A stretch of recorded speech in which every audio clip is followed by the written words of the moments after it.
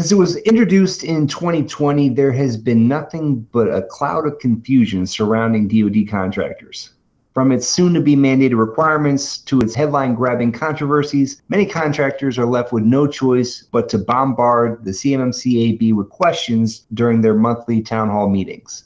The only problem is CMMC-AB doesn't have enough resources to answer everything, and that's where we come in. Welcome to CMMC Unacknowledged, where we answer the unanswered questions that were asked during the monthly CMMC-AB town hall meetings. My name is Todd Stanton. I'm the Regional Sales Manager for all things CMMC at Etactics. And as always, I'm joined by Ty Wittenberg. Ty is the Senior Information Assurance Manager at Rain Associates. Welcome, Ty. Hey, thanks, Todd. Thanks for having me back. Our question for this episode is, what is the true, and I guess we have to ballpark it at this point, but what's the true cost of materials and labor that organization looking to be certified in OSC would need to invest in to meet the requirements of Maturity Level 3 certification? That's a really good question, right? There was an article that was posted by somebody that used government payroll, and I think it was way too modest in what that cost is. I would tell you that, take a look at what your revenue is, look at what your current IT spend is. The industry standard for IT spend, not just information security, but IT, which usually is around headcount and personnel, is about 3% of your top line revenue. So, if you're doing $1 million in top line revenue, you would need to have a budget of $30,000 just for your IT alone. And then based off of what we've looked at for preparation, self-assessment, another 100 to 150K.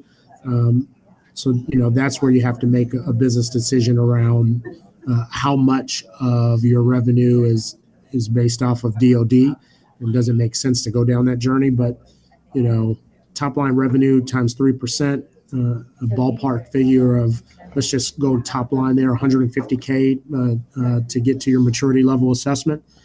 You're talking somewhere between, 180 to probably 250K.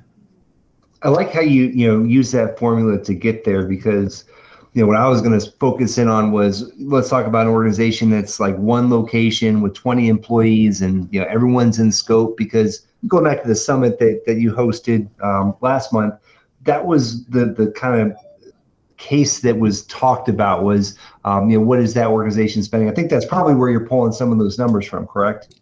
Well, 3% of your IT spend or information security spend is sort of an industry standard. That's an average, right? It ebbs and flows. It could be as little as $0, which would be a shame, but usually probably 1%, and as high as 8 or 10%. But then some of the other numbers, yes, come from the summit around what folks have spent in that SMB space.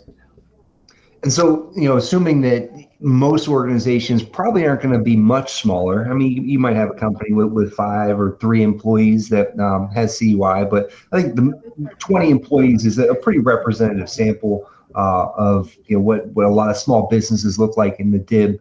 So if I took $100,000 and said, I'm going to need to invest $100,000 to get everything, all the products and solutions that I need to meet these requirements, and then I take that 3% formula, I'm looking at a revenue figure of $3.3 million in annual revenue to get to $100,000 in spend at 3%. Does that make sense?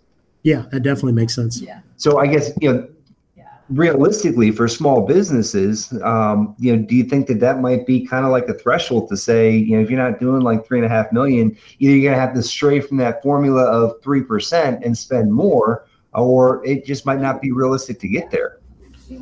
Yeah. So, I've helped some organizations to do the self-assessment and identify the gap analysis. And so it becomes, any organization should look at IT as part of their business strategy and part of their business objectives, not just a bolt-on solution. So to give you kind of an insight, if we take those 20 folks, right, and we think of for supporting them, it's about $150 per person per month, right? So 20 people, that's $3,000. 12 months in a year, that's 36,000. And that's just the tier 1, tier 2 support, troubleshooting, patch management. That doesn't even speak to the system security plans.